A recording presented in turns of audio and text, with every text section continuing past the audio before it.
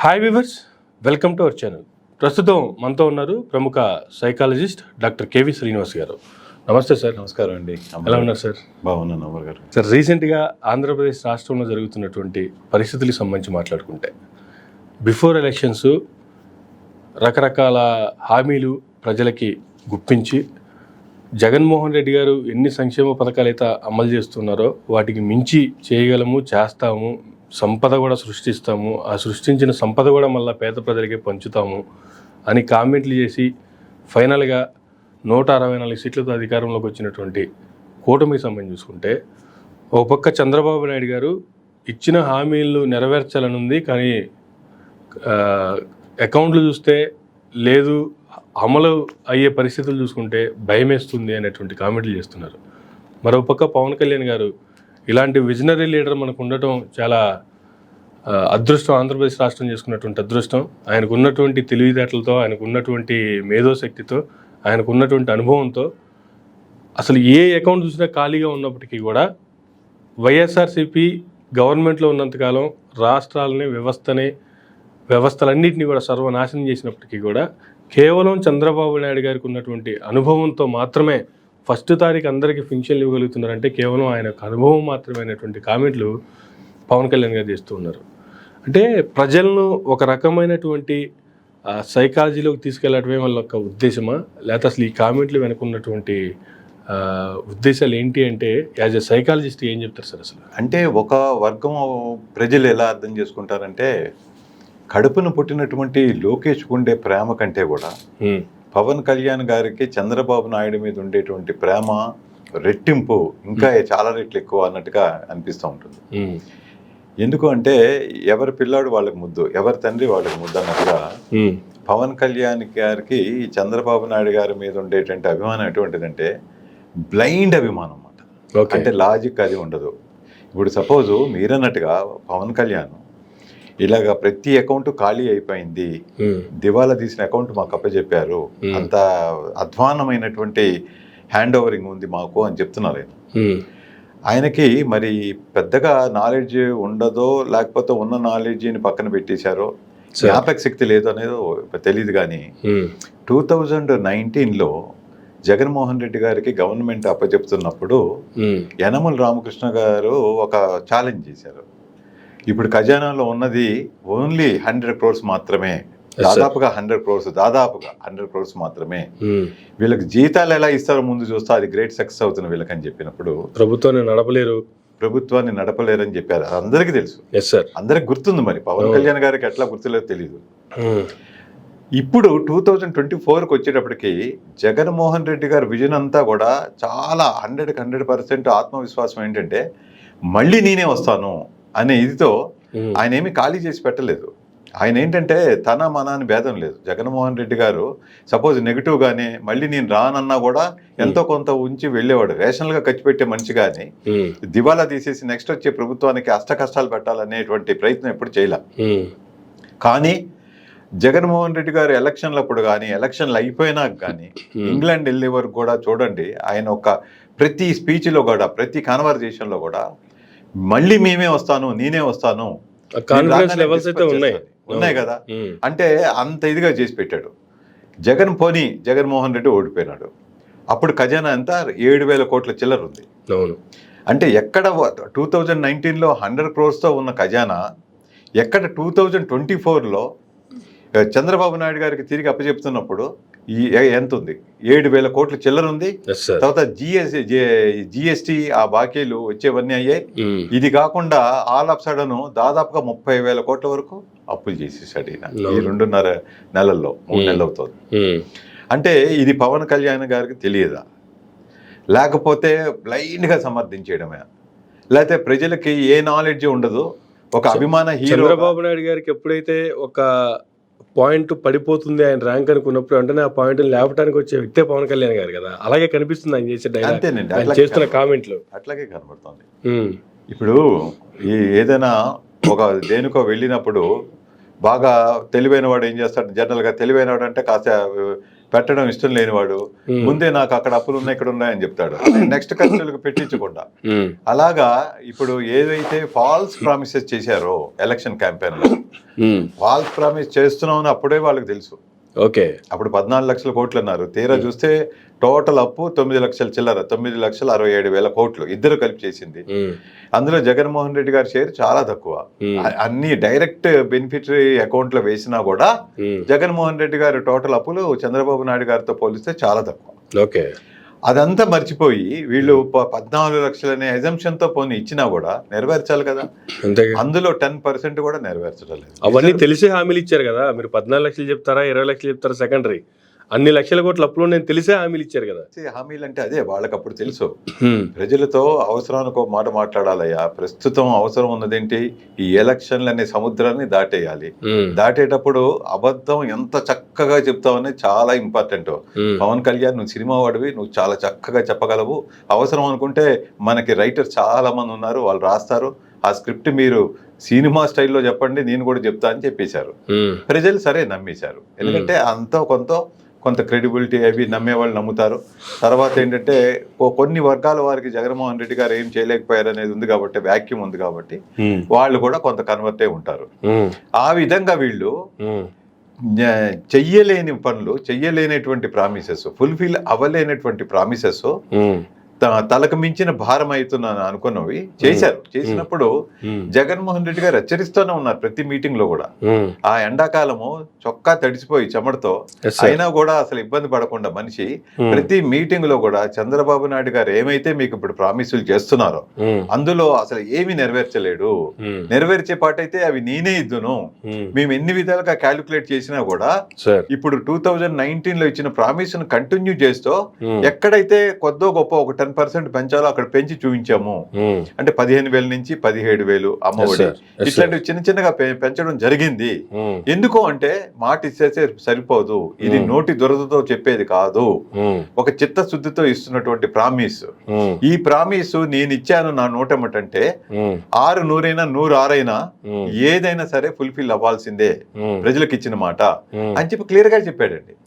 చెప్పినా కూడా మేము అనుకున్నది ఏంటంటే నిన్న మొన్నటి వరకు ఏమోలే ప్రజలు ఆశపడ్డారు ఇచ్చేసారేమో, అందుకే జగన్మోహన్ రెడ్డి గారు గుటక మింగుతో, బాధతో గుటక మింగుతో ఈ అవతాతల ఓట్లు ఏమైపోయాయో, ఈ అక్క చెల్లుల ఓట్లు ఏమైపోయాయో అని చెప్పి బాధపడ్డాడు ఆ రోజు.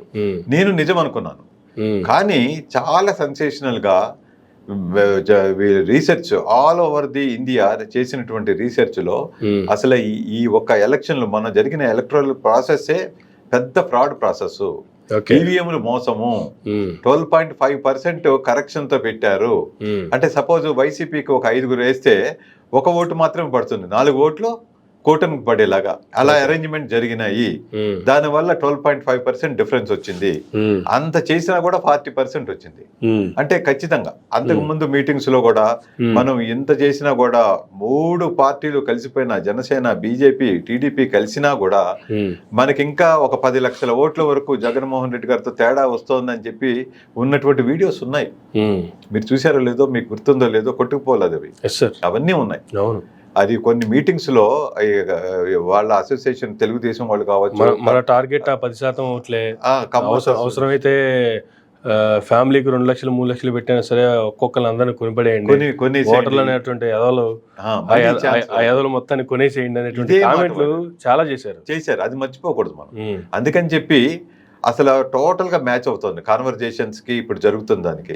పోనీ ఈ వైఎస్ఆర్సీపీ పార్టీ వాళ్ళే ఈవీఎం మోసం అంటే ఆడలేక మధ్యలో ఓడన్నట్టుగా ఉంటుంది. అది కాదు కదా, అసలు వీళ్ళేమి లేదు. ఇంకా జగన్మోహన్ రెడ్డి గారు నమ్మకంగా చెప్పారు, ఆయనకి ఈవీఎంల మీద విశ్వాసంతోనే పాప ఇంగ్లాండ్ వెళ్ళాడు మహానుభావుడు. తర్వాత జరిగిన దాంట్లో ఎవరు ఏ కంట్రీ వెళ్ళారు, ఏ మోసాలు చేశారు అసలు ఏమీ తెలీదు.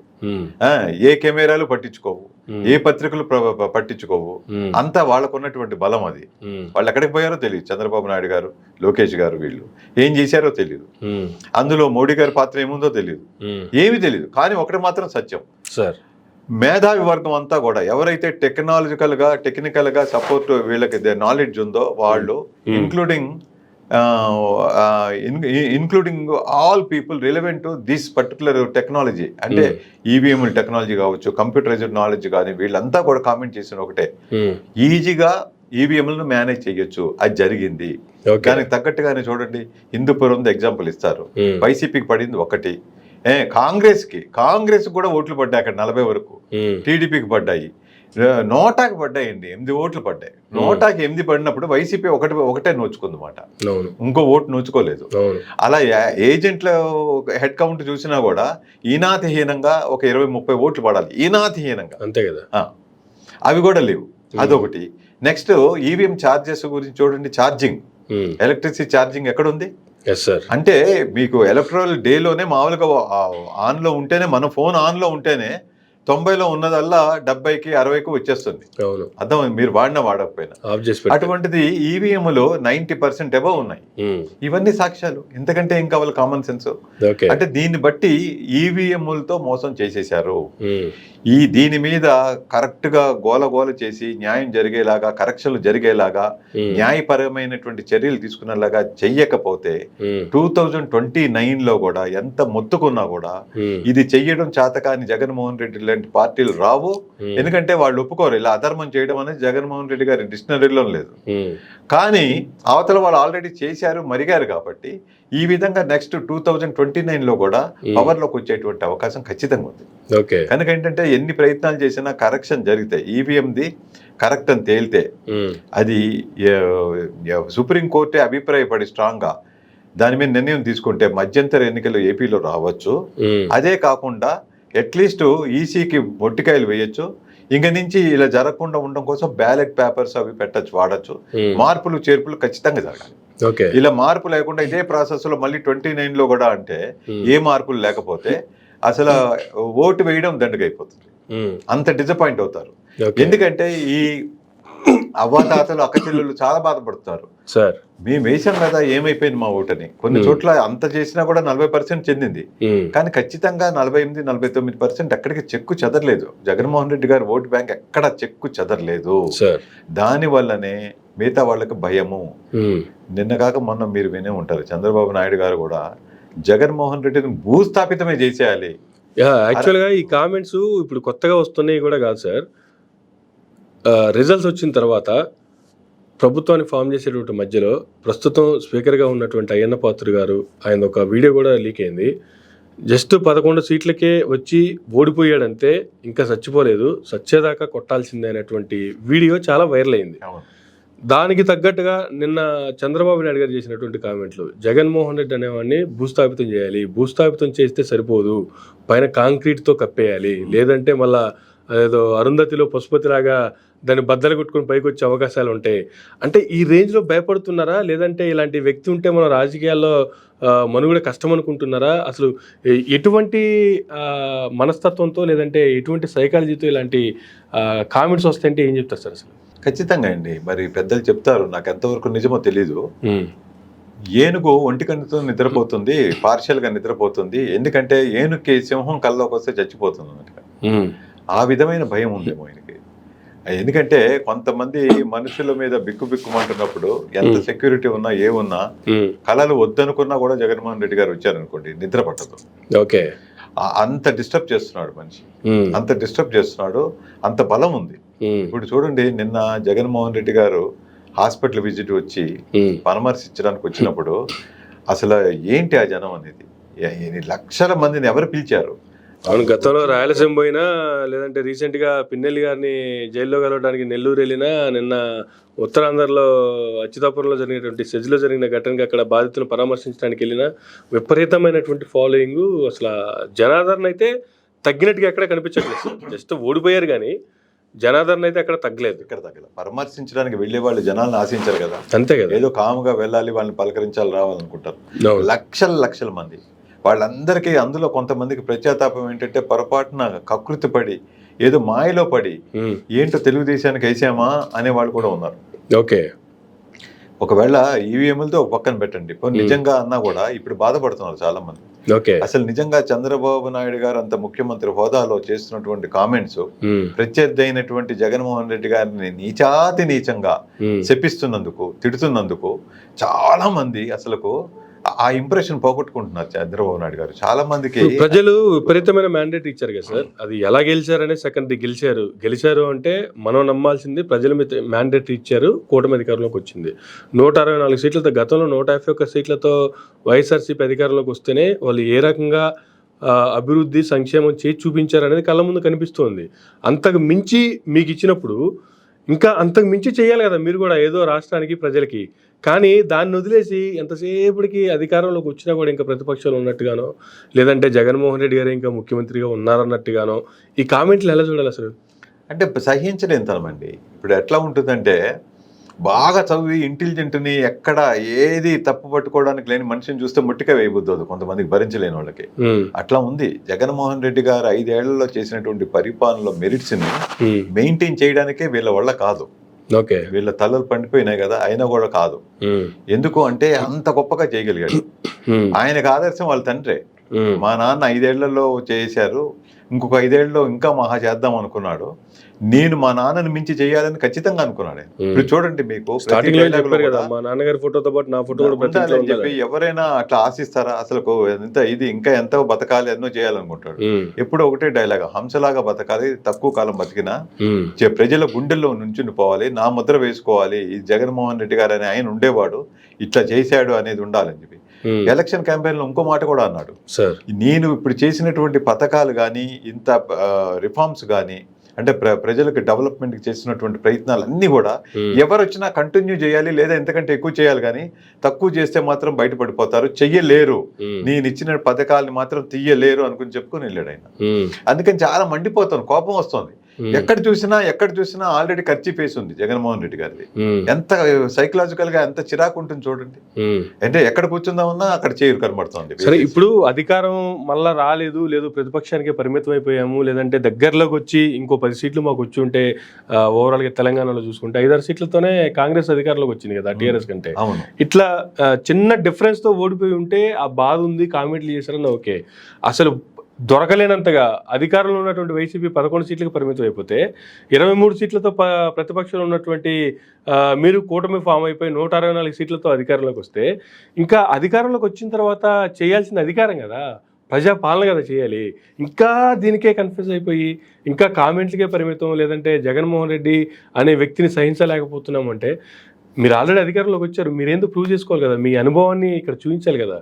కానీ అనుభవం ఇలా చూపిస్తున్నారా అంటే పాలన మీద పెట్టకుండా, లేదంటే ఇచ్చినటువంటి హామీల మీద పెట్టకుండా, దీన్ని ఎలా చూడాలి సార్? అదే బాధాకరమైన విషయం అండి. యాక్చువల్ గా చంద్రబాబు నాయుడు గారికి ఉన్నటువంటి ఎక్స్పీరియన్స్ కానీ, అంతకుముందు చేసినటువంటి మంచి చెడు కానీ, ఇవన్నీ చూస్తే ఈసారి ఆయన రియలైజ్ అయ్యాడు. జగన్మోహన్ రెడ్డి గారు చేసిన దాని మీద ల్యాండ్ మార్క్ గా తీసుకుని ఇంకా 10 రెట్లు చేయగలుగుతాడు, అది ఇదని ఎక్స్పెక్టేషన్స్ ఉన్నాయి. ఉండి చేస్తే వీళ్ళు ఏం చేశారంటే, మరి అది కర్మఫలమో దురదృష్టమో ఏమో తెలియదు కానీ, ఒక్కొక్క బాల్ ఖచ్చితంగా క్యాచ్ ఇస్తున్నారు జగన్మోహన్ రెడ్డి గారికి. చూడండి, 2.5 నెలల్లో అన్ని అక్కడ జరిగినవి ఏంటంటే హత్యలు, మానభంగాలు, ధ్వంసాలు, విధ్వంసాలు, తర్వాత దరిద్రాలు. ఇప్పుడు ఫార్మాసిటికల్ అగ్ని ప్రమాదం అనేది దరిద్రమే. అది అర్థమవుతుంది. ఇప్పుడు జరగనివి 2-3 నెలల్లో ఈ ఎక్కడ ఫైర్ యాక్సిడెంట్లు, మళ్ళీ ఇంకోటి ఏదో జరిగిందిట నిన్న. ఇట్లాగా ఎక్కడ కూడా మంచి జరగట్లా. సో శుభసూచకంగా బిగినింగ్ లేదండి. వీళ్ళు ఫస్టే మేకపోతే ఏదో బలిచ్చినట్టుగా రక్తంతో ఇది చేసి తర్పణం చేసి ప్రారంభించకూడదు. ఎప్పుడు విఘ్నేశ్వరుడికి భక్తితో మనస్ఫూర్తిగా టెంకాయ కొట్టి ప్రారంభించాలి. అధికారం మీదే కదా, అధికారం మీదే కదా. 5 సంవత్సరాలు మీరు ఎప్పుడైనా రివెంజ్ తీసుకోవచ్చు, ఇలాంటి కార్యక్రమం ఎప్పుడైనా చేసుకోవచ్చు. కానీ అధికారం రాగానే ఇటువంటి కార్యక్రమాలతో ముందుకెళ్తే, మనం గెలిచాం అని రీసౌండ్ వచ్చేలాగా 164 రాగానే ఫస్ట్ బద్దలు కొట్టిన తల్లే ఏదో అన్నట్టు బలి అన్నట్టుగా, అది తప్పది. వాళ్ళు చక్కగా అంత అభిమానంగా పోని ప్రజలు ఇచ్చారు. ఫస్ట్ ఈవీఎంలు మోసం అదంతా పక్కన పెడదాం. పోనీ డిస్కషన్ సేకు మనం ఏం తీసుకుందాం అంటే, నిజంగానే గెలిచారు, 164 న్యాయంగానే వచ్చాయి. వచ్చినప్పుడు అసలు ప్రజలు అప్పచెప్పిన బాధ్యతతో ఈ చిన్న చితక నెగిటివ్ థింకింగ్ ఉన్న కక్షలు కార్పణ్యాలు ఉన్నా కూడా అవన్నీ అటకెక్కించేసి ఈ 5 ఏళ్ళు ప్రతి రోజు నాకు ఇంపార్టెంటే, 24 hours పనిచేయాల్సిందే నిమిషం లేకుండా అని చెయ్యాలి కదా. 95లో లాగా అవుతాను నేను అంటే 95లో లాగా దండించడం తిట్టడం కాదు, చెయ్యాలి. తర్వాత ఇప్పుడు డిమాండ్ ఎక్కువ, 95లో ఉన్న డిమాండ్ తక్కువ మీ నుంచి, ఇప్పుడు డిమాండ్ చాలా ఎక్కువ. ఆల్రెడీ 5 ఏళ్ళు బ్రహ్మాండంగా ఉతికి పడేశారు జగన్మోహన్ రెడ్డి. ఒక రకంగా చూసుకుంటే జగన్మోహన్ రెడ్డి గారు ఫస్ట్ టైం సీఎం అయ్యారు. ఫస్ట్ టైం సీఎం అయినటువంటి జగన్మోహన్ రెడ్డి గారే ఇన్ని కార్యక్రమాలు, ఇంత సంక్షేమం లేదంటే ఇంత అభివృద్ధి చేయగలిగితే ఆల్రెడీ 14 సంవత్సరాల అనుభవం ఉన్నటువంటి 40 సంవత్సరాల రాజకీయ అనుభవం ఉన్నటువంటి చంద్రబాబు గారు అయితే ఇంకా ఎక్కువ చేయగలరు కదా అని జనాలు మేబీ నమ్మి ఉండొచ్చు కూడా. చాలా అనుకున్నా కూడా అంతకుమించి ఎక్కువ చేయాల్సిన బాధ్యత మీ మీద జనం పెట్టారు. బట్ దాన్ని జనాల్ని డైవర్ట్ చేసే ప్రయత్నం చేస్తున్నారే తప్ప జనాల ఎక్స్పెక్టేషన్ కావచ్చు లేదంటే జనాలు మీ మీద పెట్టుకున్న నమ్మకాన్ని దాన్ని నిలబెట్టుకునే ప్రయత్నాలు అయితే కనిపిస్తున్నాయంటే ఏం చెప్తారు సార్? లేదండి, ఇప్పుడు ఇదివరకు సినిమాలు చూస్తే ఆ డైరెక్టర్ ప్రతిభ, రైటర్స్ ప్రతిభ వల్ల నెక్స్ట్ ఏమవుతుందో అనేది కాస్త చెప్పలేకుండా ఉన్నారు. ఇప్పుడు జనాలు ఎంత తెలివి మీరిపోయారంటే రైటర్ని మించిన తెలివి అయిన వాళ్ళు. నెక్స్ట్ ఇంటర్వెల్ నుంచి ఏమవుతుందో చెప్తారు వాడే, మామూలుగా పెద్ద చదువు ఉన్నా లేకపోయినా కూడా. ఫస్ట్ 10 minutes మూవీ చూస్తే చాలు, లాస్ట్ 10 minutes ఏం జరుగుతుందో కూడా ముందు ఎక్స్పెక్ట్ చేస్తారు. అలాగా ప్రజలు ఓకే అంత ఇదిగా చెప్పారు కాబట్టి ఏదో మనకు 10 రూపాయలు ఎక్కువ వస్తాయి, ఒక్కసారి ఆయనకి పదవి పోవచ్చు, జగన్మోహన్ రెడ్డి గారు రెస్ట్ తీసుకోవచ్చు, సరే ఏ ఆశతోనో దేనితోనో ఒక 10% వాళ్ళు ఇటు వేసారు అనుకుందాం, 10 లక్షలే తేడా, 10 లక్షల ఓట్లు ఇటే పడ్డాయని అనుకుందాం. అనుకుంటే అదే అంటున్నా, ఎంత బాధ్యత. ఇప్పుడు వాళ్ళందరూ కూడా విత్ ఇన్ నో టైము తెలుసుకోబట్టే ఇప్పుడు ఎడబాటు విరహం కూడా, ఆ ఎడబాటు కూడా ఇంకా ప్రేమను పెంచుతాయి అన్నట్టుగా జగన్మోహన్ రెడ్డి విలువ ఇప్పుడు ప్రజలకు తెలిసి వచ్చింది. Within short time realise అయ్యారు. కావాలంటే చూడండి, ఛాలెంజ్ చేస్తున్నా, ఇప్పటికిప్పుడు మళ్ళీ ఎలక్షన్లు పెట్టమనండి, ఎంత రివర్స్ అవుతుందో, సీన్ రివర్స్ అవుతుంది. నిజమైన 11 ఇటు వస్తాయి, 144 అటు వస్తాయి ధర్మంగా, ఖచ్చితంగా. ప్రజల టాక్ అండి, ఇది నా టాక్ కాదు. నేనేం పొలిటీషియన్ కాదు, నేనేమి బయటకు వచ్చి మాట్లాడను, నేను ఏ రాజకీయ నాయకుడిని కాదు.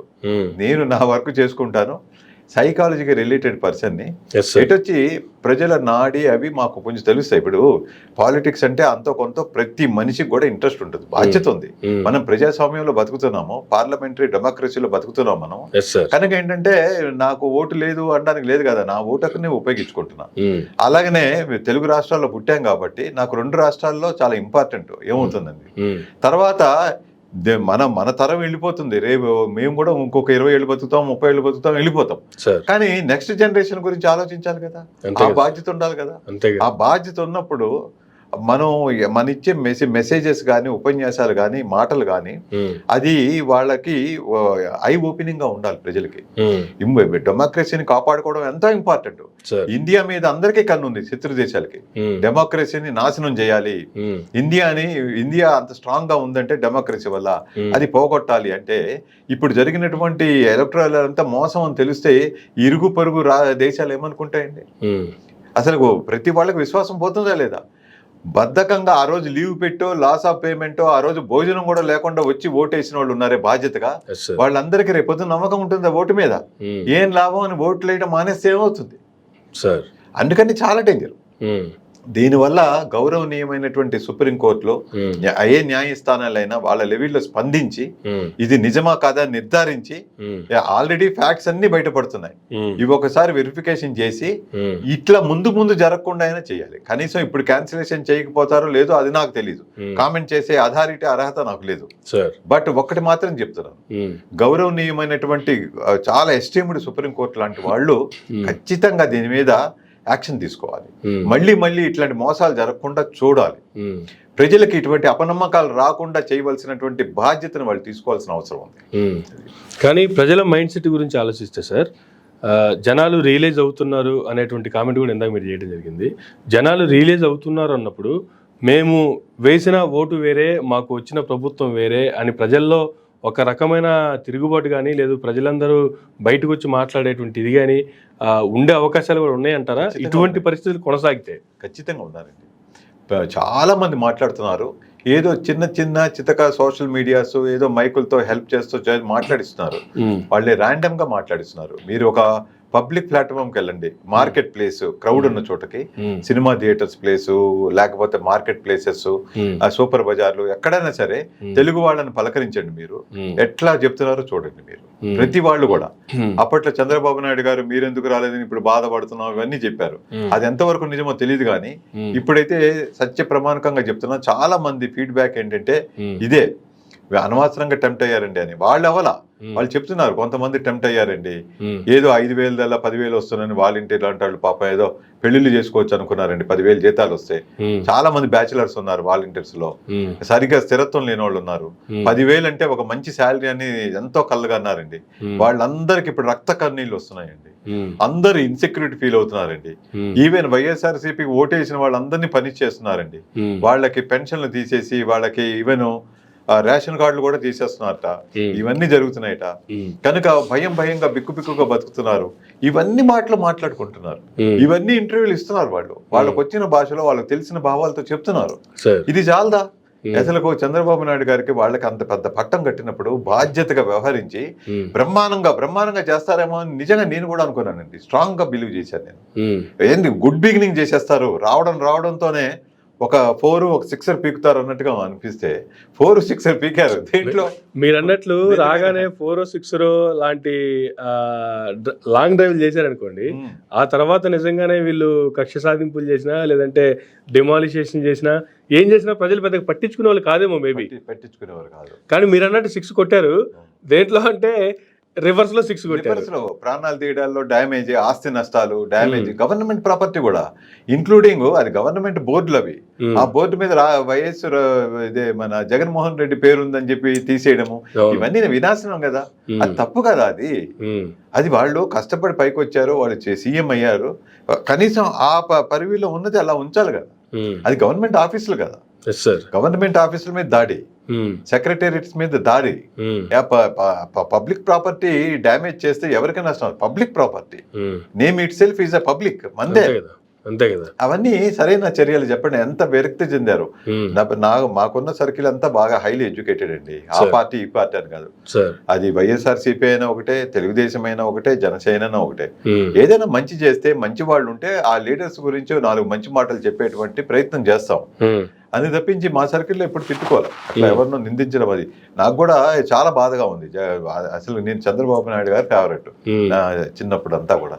కానీ ప్రస్తుత రోజుల్లో బాగా బేరీ చేసుకుని కొంచెం నాలెడ్జ్ పెరిగాక కంపారిజన్ డేటా తీసేది subjective feeling and objective feeling. Subjective feeling అంటే ఇమోషనల్ గా ఏ డేటా లేకుండా.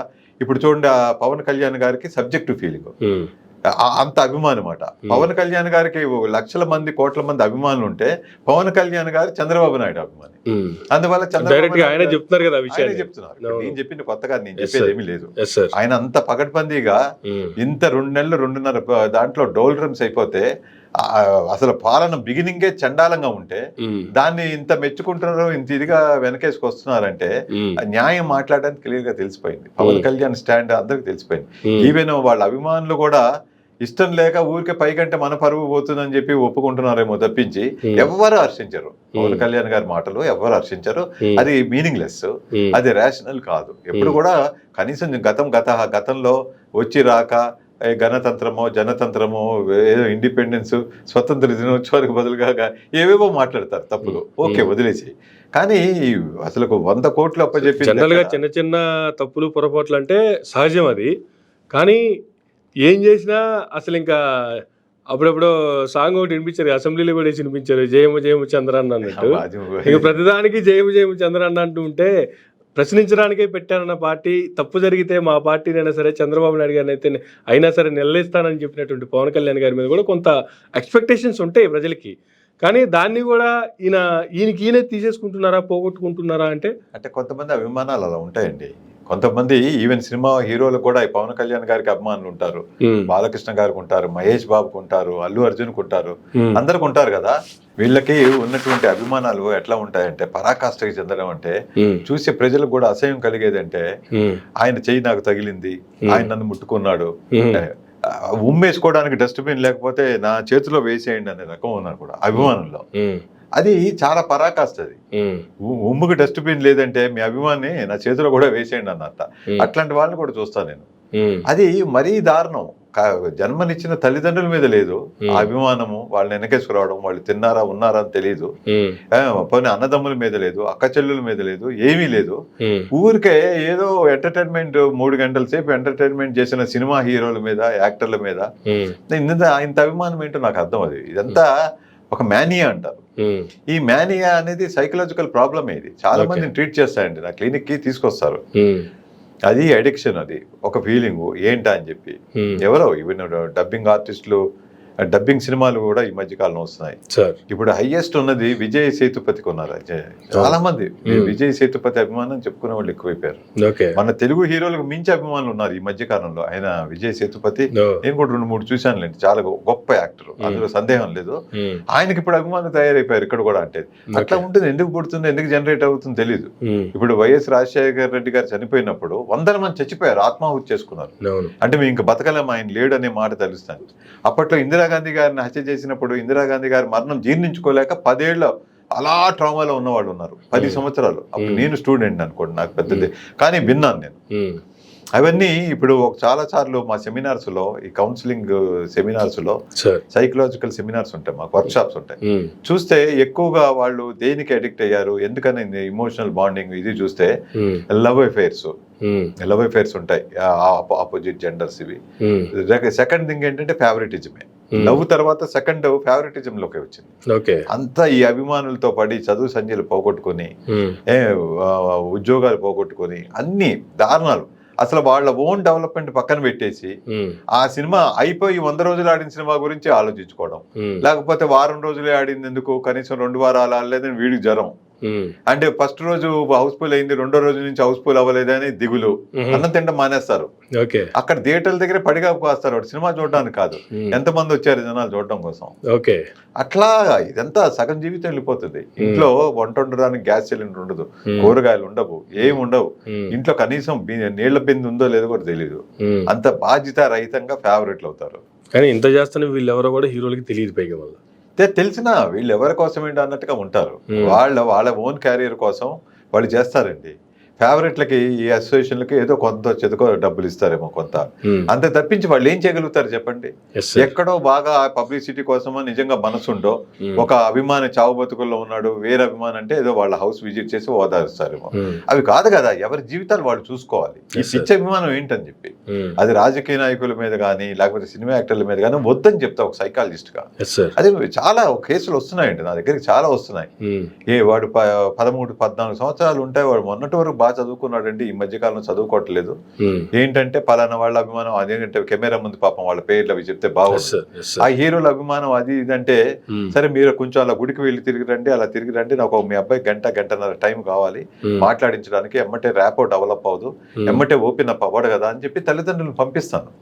పంపించినాక కొంచెం ఆ చాక్లెట్ ఇచ్చి, ఆ ఏజ్ని బట్టి చిన్నపిల్లలకు కొంచెం బాగా మంచి చేసుకోవడం కోసం కాస్త వాళ్ళని కూలింగ్ చేసి, సూదింగ్ చేసి స్టార్ట్ చేస్తే వాళ్ళు చెప్తారు ఈ అభిమానం ఎలా నాటుకుపోయింది వాళ్ళకి, అది ఇది అని చెప్పి. వాళ్ళకి ఈ రాజకీయ నాయకుల్ని, పార్టీలని అభిమానించి ఊరికే ప్రాణాలు అర్పించే వాళ్ళు, వాళ్ళ కోసం దెబ్బలు తినేవాళ్ళు, వీళ్ళని చూస్తే చాలా అనిపిస్తుంది ఏంటని. ఉండొచ్చు వాళ్ళు చేసిన. ఇప్పుడు జగన్మోహన్ రెడ్డి గారు ఉన్నారు, ఈ 5 ఏళ్లు కూడా చాలా మందికి భోజనాలు పెట్టాడు, ఈ 5 ఏళ్లు కూడా చాలా మందికి వైద్య సౌకర్యం చేశాడు, ఈ 5 ఏళ్లు కూడా చదువులు చెప్పించాడు. ఈ రుణం ఉంటుంది, దాంతో అభిమానం వద్దన్నా వస్తుంది. ఈ అభిమానం వేరు. లేదు అతని మనిషి కోసం కాల్చుకుంటా కిరోసిన్ పోసుకొని అతన్ని జైల్లో పెట్టారు, లేకపోతే అతన్ని తీసుకెళ్లారు, ఇట్లా బ్లైండ్ అభిమానం అనేది తప్పు అంటుంది. ఎక్కువగా ఈ సినిమా హీరోలకి, సినిమా యాక్టర్లకి ఉండే అభిమానం ఉండొచ్చండి. అభిమానులు మొత్తాన్ని నేను తిడతలేదు, అభిమానం ఉండొచ్చు. అది ఎక్కడ వరకు ఉండాలంటే ఆ సినిమా బాగుంది ఎంజాయ్ చేయాలి, బాగోలేదు మీ అభిమాని హీరోకి లెటర్ రాయండి, ఈ సినిమాలో షార్ట్ కమింగ్స్ ఇవి, మేము ఇంకో మంచి సినిమా మీ నుంచి వస్తుందని ఆశిస్తున్నాము అని రాయండి. ఫీడ్బ్యాక్ ఇవ్వాలి. ఫీడ్బ్యాక్ ఇవ్వకుండా మీరు ఊరికే కాలు ఇలా ఎత్తినా ఆ సినిమా 100 రోజులు, చెయ్యి ఇలా ఎత్తినా మేము చూసేస్తాం, మీరు ఉతికే వచ్చి వెళ్ళిపోయినా కూడా చూసేస్తామంటే అది పిచ్చితనం, వెరితనం, అదే సైకిక్ ప్రాబ్లం. సరే, అనుకోకుండా మన టాపిక్ లోకి హీరోలు, సినిమా టాపిక్ వచ్చింది కాబట్టి రీసెంట్ గా జరిగినటువంటి ఒక 2 సంఘటనలు సార్. పవన్ కళ్యాణ్ గారు యాజ్ ఏ మినిస్టర్, ఆయన పర్యావరణ శాఖ మంత్రిగా పక్క రాష్ట్రానికి వెళ్ళారు. పక్క రాష్ట్రానికి వెళ్ళి అక్కడ ఆయన చేసినటువంటి కొన్ని కామెంట్లు, ఏ హీరో పేరు ఎత్తకుండా సినిమాల మీద, ఇప్పుడున్నటువంటి హీరోయిజం మీద, హీరోల మీద ఆయన చేసినటువంటి కామెంట్లు, ఎవరి మీద చేశారు, ఎందుకు చేశారు అనేది ప్రజలకందరికి అర్థమైనా కూడా, అర్థమయ్యేలా కామెంట్లు చేసినా కూడా, కానీ ఎక్కడ ఆయన పేరు ఎత్తకుండా కామెంట్లు చేశారు, చాలా జాగ్రత్త పడ్డారు, ఆయన చేసిన కామెంట్ ఆయన చేశారు. రీసెంట్గా దానికి కౌంటర్ ఇస్తూ ఆ హీరో కూడా అలాగే స్పందించారు. నాకు నచ్చితే నేను ఎక్కడికైనా వెళ్తా, నాకు నచ్చింది నేను చేస్తా, నా వాళ్ళ కోసం నేను ఎంత దూరమైనా వెళ్తా, నేను ఇలాగే ఉంటా అనేటువంటి కామెంట్ ఆయన కూడా ఎవరికి ఎలా చెప్పాలో అలాగే చెప్తూ, ఎక్కడా పేర్లు తీయకుండా ఒకరోజు వస్తుంది, ఆ రోజు చెప్తా, December 6th ఆయన మూవీ రిలీజ్ డేట్ చెప్పి కూడా ఆ రోజు చూద్దాం, ఆ రోజు చెప్తా, ఆ రోజు చెప్తుంది, మూవీ చెప్తుంది అనేటువంటి కామెంట్లు కూడా చాలా అంటే ఎట్లా అంటారు, ఇద్దరు కూడా ప్రముఖ హీరోలే, ఎవరి పేర్లు ఎవరు ఎత్తకుండా ఇద్దరు చేసినటువంటి కామెంట్లు తెగ వైరల్ అయిపోతున్నాయి, సోషల్ మీడియాలో కావచ్చు, మూవీ సర్కిల్లో కావచ్చు. అసలు ఈ సైకాలజీని ఎలా చూడాలి సార్? అసలు ఇప్పుడు ఒకే తల్లికి పుట్టినటువంటి అన్నదమ్ములే ఏదో ఒక సెటైర్ వేసుకుంటారు కదా, వాదించుకుంటారు కదా, గొడవాడుతుంది కదా. అట్లాగే ఒకే ఇంట్లో ఉన్నా కూడా ఒకే అభిప్రాయం, ఒకే జై జై అంటే జై అని, అంటే గెటింగ్ క్యారీడ్ అవే అంటారు. గెటింగ్ క్యారీడ్ అవే అంటే రా ఇలా వెళ్దాం అంటే ఇదే, లేదు మధ్యాహ్నం ఈ సినిమాకి వెళ్దాం అంటే అది, అంటే వీళ్ళకంటే అభిప్రాయం ఉండదు అన్నమాట, అది గౌరవించరు. ఇప్పుడు చిరంజీవి గారు అంటే అభిమానం అనుకోండి, వాళ్ళకే ఉంటుంది, వీళ్ళంతా కలిసి పెరిగారు కాబట్టి ఆ చదువు ఉంటుంది. కానీ ఎప్పుడైతే వాళ్ళు మేజర్స్ అయ్యారో వాళ్ళకంటే ఒక స్వతంత్ర భావాలు ఉంటాయి, వాళ్ళకంటే ఒక ఎఫర్ట్స్ ఉంటాయి, వాళ్ళకు ఒక విజన్ ఉంటుంది. నేను ఎవరి అండా లేకుండా నేనే పైకి రావాలి, నేను దానికి తగ్గట్టుగా ప్రిపేర్ అవుతాను, నేను కష్టపడతాను, నేను కూడా నా ఓన్ బెంచ్ మార్క్ ని సృష్టించుకుంటా అని చెప్పి అల్లు అర్జున్ ఉన్నాడు అనుకోండి. ఆయన గంగోత్రి సినిమాకి ఇప్పటికి చూడండి ఎంత మార్పు, నిజంగా మనిషిలో అందచందాలు బాగా పెరిగాయి. తర్వాత అతని శరీర దారుఢ్యం అంటారు, ఫిజికల్ గా ఎంత బ్యూటిఫుల్ గా ఉంటాడు ఆ ఫిగర్. పుష్పలో యాక్షన్ అనేది స్కై హై, నేనే చూశాను సినిమా. అసలు థియేటర్లో చూడటం కాదు, మామూలుగా స్క్రీన్ మీద ఓటీటీ దీంట్లో వచ్చినప్పుడు కూడా ఎంత చూశాను, ఎంత ఇదో సరదాగా చాలా సార్లు చేస్తా, నా కాలు మీద కాలు పెట్టుకున్నా, ఈ కాలు నాదే, దీది పెట్టుకున్నా, నీకేంటి బాధ అంటాడు చూడు. ఆ డైలాగ్ అట్లాంటివి ఎంత ఈజీగా చేసి పడేశాడు. ఆ చిత్తూరు లాంగ్వేజ్, ఆ రాయలసీమ లాంగ్వేజ్ ని అసలు ఎంత ముద్రేసి, ఎంత ఎంజాయ్మెంట్ గా ఉందో అతను మాట్లాడుతుంటే. అతను సినిమాలన్నీ కూడా హిట్టేనండి, ఎంత బాగా అంచెలంచెలుగా పైకి వచ్చాడు. చిరంజీవి గారు ఏ విధంగా అంచెలంచెలుగా మెట్టు మీద మెట్టు వేసుకుంటూ, ఫౌండేషన్ వేసుకుంటూ, అదృష్టం కూడా సహకరించడం వల్ల చిరంజీవి గారి ప్రయత్నం 90% అంటే అదృష్టం 10% యాడ్ అయ్యి ఎట్లా పైకి వచ్చాడో, ఈ రోజు అల్లు అర్జున్ కూడా అంతే. అందుకే అంత తొందరగా నేషనల్ అవార్డు అవన్నీ వచ్చేసాయి. అంతే, చాలా చిన్నవాడు కదా, ఇంకా ఎన్నో సినిమాలు చేయగలుగుతాడు. బహుశా ఇంకొక 50 నుంచి 100 సినిమాలను చేస్తాడు అనుకోండి. ఎంత జాగ్రత్త పడి, ఎగిరిగిరి పడే మనిషి కాదు కదా. అసలు ముందు అల్లు అరవింద్ కడుపును పుట్టడమే ఆయన అదృష్టం. ఒకసారి ఆయన ఒక సభలో ఏడ్చేశాడు, మా నాన్న కడుపును పుట్టడం అదృష్టం, దేవుడిచ్చిన వరం. ఎంత మంచోడో మీకు ఎవ్వరికి తెలియదు. మా నాన్న చాలా తెలివైన వాడు, మాకెంత గైడెన్స్ ఇస్తాడో. మా నాన్న ఎవరికైనా 10 రూపాయలు ఇవ్వాలంటే రుణం ఉంచుకోవడం 10 ఇస్తాడు, ఏదైతే కమిటెడో. 10 రూపాయలు ఎవరైనా అన్యాయంగా తీసుకుంటాడంటే మాత్రం 10 రూపాయలు కాదు, 1 రూపాయి దగ్గర కూడా చాలా స్ట్రిక్ట్ గా ఉంటాడు మా నాన్న. అలా ఉండబట్టే ఈ రోజు మేము ఇంత పకడ్బందీ ఉన్నాం. అల్లు అరవింద్ ఉన్నటువంటి సినీ ప్లానింగ్ గానీ, బడ్జెట్ ప్లానింగ్ గానీ, లేకపోతే ఇవి కానీ ఎవరికి ఉన్నాయండి? ఇప్పుడు కూడా అల్లు రామలింగయ్య తెలివితేటలు వీళ్ళకి వచ్చాయి. అల్లు రామలింగయ్య గారు కూడా ఎన్టీ రామారావు గారు, నాగేశ్వరరావు గారు, ఏఎన్ఆర్ గారు, ఎన్టీఆర్ గారు అనే వర్గాలు ఉన్నా, వాళ్ళ టీమ్స్ ఉన్నా, అందరూ అల్లు రామలింగయ్య గారిని పెట్టుకునేవారు. అందరికీ కావాల్సిన వాళ్ళు. ఎక్కడా కూడా ఆయన వివాద రహితుడు, అట్లా వివాదాలు ఏం లేకుండా ఇరు వర్గాలకి క్షేమంగా ఉండేలాగా ఉండేవాడు ఆయన. అట్లాంటి మేధావి ఆయన. అల్లు రామలింగయ్య గారు మామూలు స్పీచెస్ కానీ, సినిమాల్లో కానీ వైజ్ గా ఉంటుంది యాక్షన్. అల్లు అరవింద్ అంతే. అల్లు అరవింద్ సహకారం వల్ల చిరంజీవి గారు చాలా చాలా ఆస్తులు సంపాదించుకోగలిగారని విన్నాను నేను. అంటే నేను ఎప్పుడు డైరెక్ట్ ఇంటరాక్ట్ అవ్వలేదు, కానీ మిగతా సినిమా పెద్దలు వాళ్ళు మాట్లాడుతూ ఉంటారు కదా, వాళ్ళు మాట్లాడినప్పుడు కొన్ని వీడియోస్ వింటే నాకు అర్థమైంది ఏంటంటే, అగ్నికి వాయువు తోడైనట్టుగా బావమరుదులు అయినాక స్వార్థం లేకుండా నిస్వార్థంగా అల్లు అరవింద్ గారు చిరంజీవి ప్రగతికి, వాళ్ళ ఫ్యామిలీ ప్రగతికి చాలా మెచ్యూర్డ్ గా అండగా ఉన్నారు అనేది నాకు తెలుసు.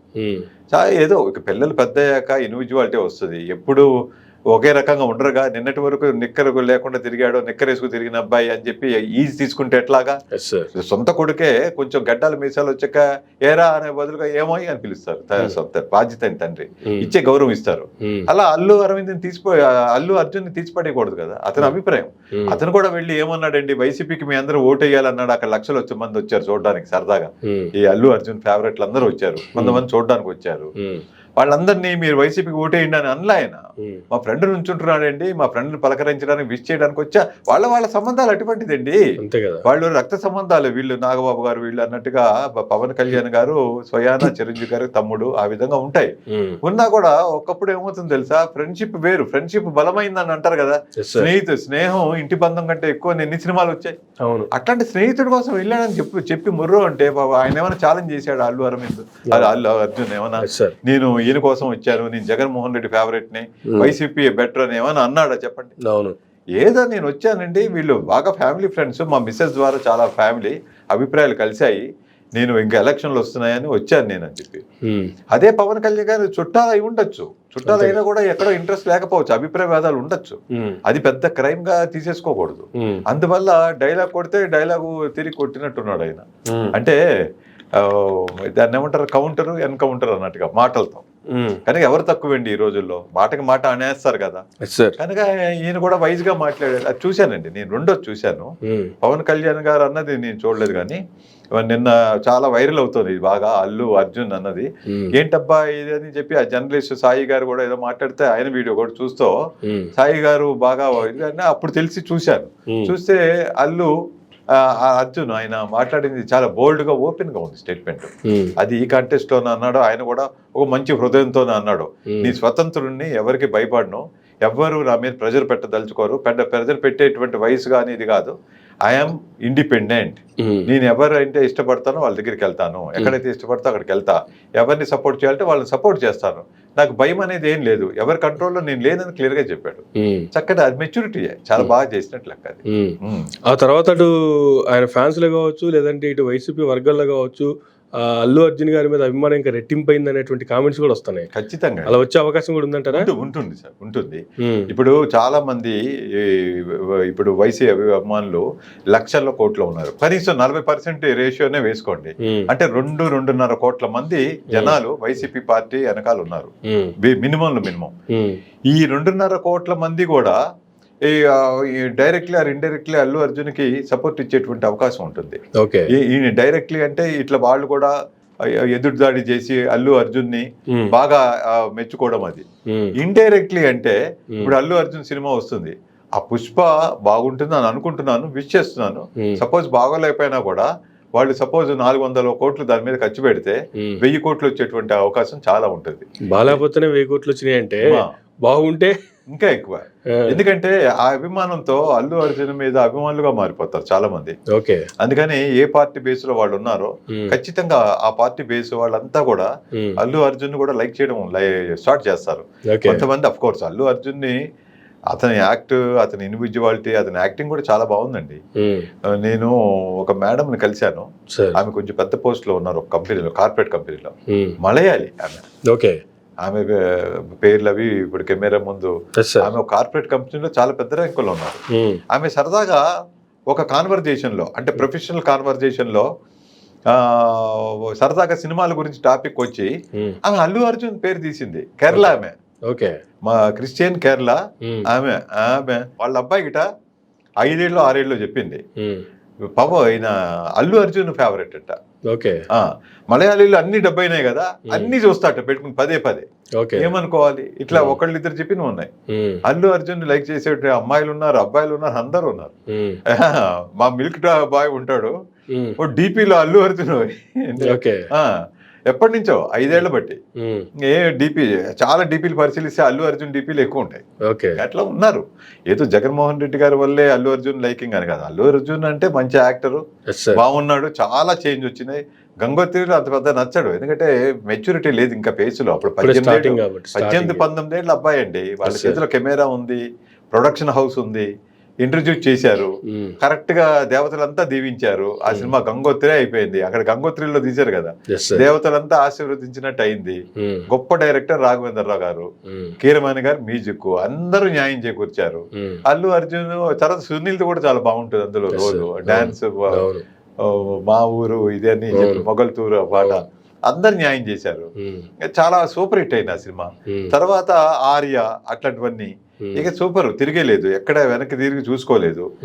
అతనిది మన పూరి జగన్నాథ్ గారితో ఒక సినిమా వచ్చిందండి, పేరు బాగుంది, అందులో ఆలీ కూడా ఒక బద్రి కాదు, బద్రీనాథ్ ఏంది దేశముదురు సూపర్ డూపర్ హిట్ అయింది కాదు. ఛాన్స్ సింగ్ వెనక్కి తీసుకోకుండా అన్ని హిట్టే. అల్లు అర్జున్ ఏ సినిమాకి వెళ్ళినా ఎంటర్టైన్ గా ఉంటుంది చాలా. ఇక ఇవేంటి అది మన త్రివిక్రమ్ శ్రీనివాస్ గారి మూవీస్ వచ్చినాయి కదా, అలా వైకుంఠం అలా లేదండి, అది సూపర్. అంతకుముందు 2 సినిమాలు వచ్చినట్టున్నాయి సూపర్ హిట్. అదేదో సినిమా అండి, పేరు మర్చిపోతాను నేను. అసలు అందులో రఫాడించేసాడండి. ఆ సినిమా ఎన్నిసార్లు చూసినా బోర్ కొట్టదు. బ్యాంక్ దోపిడీ మాస్ గా చేశారు. జులై అసలు సినిమా పేరు గుర్తుండదు కానీ సినిమా మాత్రం అసలు బ్రహ్మాండం గుర్తుండిపోతుంది. ఎంత గ్రేట్ గా చేశాడంటే, పెద్ద సినిమా అయినా బోర్ కొట్టదు. 2 hours పైనే ఉంటుంది ఆ మూవీ. 2.5 hours 3 hours ఉంటుందేమో, బోరే కొట్టదు. అంతా అంచెలంచెలుగా సేమ్ చిరంజీవి గారు మగ మహారాజ్ అని, కోతల రాయుడు అని, దొంగ మొగుడని, ఇలా చిన్న బడ్జెట్ సినిమాల నుంచి చిరంజీవి ఓల్డ్ మూవీస్ అంతా నచ్చుతాయండి. లేట్ 70s లో అతను ప్రొడక్షన్ హౌస్ కు అదే సినిమాలో ఎంటర్ అవుతున్న సినిమాల దగ్గర అన్ని చూడండి. ఐ లవ్ యూ, కోతల రాయుడు, ఇవన్నీ సినిమాలో దొంగ మొగుడు భలే ఉంటాడు. భరద్వాజ్ గారు తీసిన సినిమా ఎట్లా ఉంటుందో, రైల్వే కూలీలాగా చేరి అసలు నిజంగా ఎన్నిసార్లు చూసినా ఇప్పుడు కూడా మనసు బాగాలేకపోతే ఆ సినిమాలు చూస్తూ ఉంటారు. నాకు మనసు బాగాలేకపోతే రిఫ్రెష్ అవ్వడం కోసం చిరంజీవి గారు అంటే అంత అభిమానం నాకు. గ్రేట్ నిజంగా.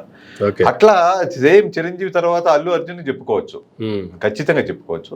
కనుక అదే కాకుండా ఇప్పుడు ఎందుకనో అల్లు అర్జున్ గారు ఏం జగన్మోహన్ రెడ్డి గారు ఫేవరెట్ అని చెప్పలేదు.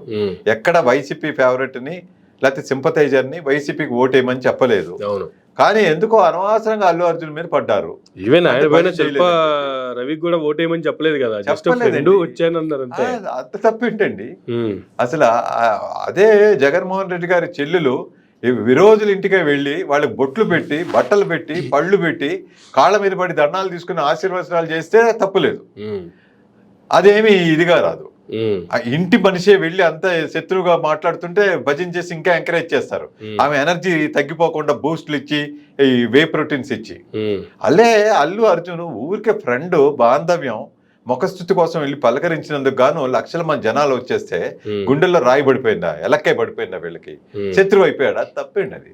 ఇది నేరో మైండెడ్నెస్ అంటారు. అతన్ని అపార్థం చేసుకోవడం నేరో మైండెడ్నెస్. అల్లు అర్జున్ కూడా ఎక్కడ అగ్రెసివ్ గా మాట్లాడడం, పిచ్చి పిచ్చి స్పీచ్లు ఇవ్వడం చూడలేదు. కానీ తండ్రి భక్తి మాత్రం నేను చూశానండి. ఆ స్టేజ్ మీద అతను ఏడ్చేశాడు, లిటరల్లీ మాటలు రాలా. ఎవరో భుజం మీద చెయ్యేసి తండ్రి వచ్చి హగ్గు చేసుకుంటే అప్పుడు మళ్ళీ నోరు పెగిలింది అల్లు అర్జున్కి. అప్పుడు అనుకున్నా, వీళ్ళకి ఇన్ని కోట్ల ఉన్న కుటుంబాల్లో పుట్టారు, ఇంత సంస్కారంగా ఉన్నాడేంటి అల్లు అర్జున్. వాస్తవం చెప్పాలంటే golden spoon, by birth golden spoon. Allu Aravind గారికి కూడా కాలర్ ఎగరేసుకుని జరగచ్చు ఇట్లాంటి కొడుకు పుట్టినందుకు. అల్లు అర్జున్ లాంటి ఇండిపెండెంట్ సన్, గ్రేట్ సన్ పుట్టాడు. యాక్టింగ్ లో కానీ, వందనాల్లో కానీ ఎంత వందనంగా ఉంటాడండి, ఎంత హంబుల్ గా ఉంటాడండి. నిజంగా తాతయ్య ఏదో సెలబ్రేషన్ అండి, నాకు గుర్తులేదు, ఒకటి చూసే వీడియో. చిరంజీవి గారు కూడా 100 years లో తాతయ్య గురించి ఎంత గొప్పగా మాట్లాడారు, మా తాతయ్య అని చెప్పి. అలా అసలు ఈ రోజుల్లో పటమే, గోడ మీద పటాన్ని తీసేస్తున్నారండి. అటువంటి తీసేసి మర్చిపోయి వాళ్ళ సుఖాలు చూసుకుంటుంటే ఎంత పద్ధతిగా ఉంటాడండి. భార్య, ఒక ఫ్యామిలీ, ఒక ఇది. ఎక్కడైనా అఫైర్ చూసారా? అల్లు అర్జున్ వాళ్ళతో తిరిగాడు, వీళ్ళతో తిరిగాడు, ఇదని. ఎక్కడ క్యారెక్టర్ ఎంత బాగుంటుందండి. ఈవెన్ వాళ్ళ మాంగారు కూడా చాలా మంచి మంచి కామెంట్స్ చేస్తారు. గ్రేట్ మనిషి అసలు అల్లు అర్జున్. ఎంత అందగాడు ఇప్పుడు అసలు. ఇప్పుడు అసలు వయసు పెరుగుతున్న కొద్దీ అందం పెరిగిపోతుంది అతనికి. అతను చాలా గ్రేట్ నిజంగా. ఎంత క్విక్. నాకు అదేదో సినిమా ఎందుకు ఫ్లాప్ అయిందో తెలియదండి.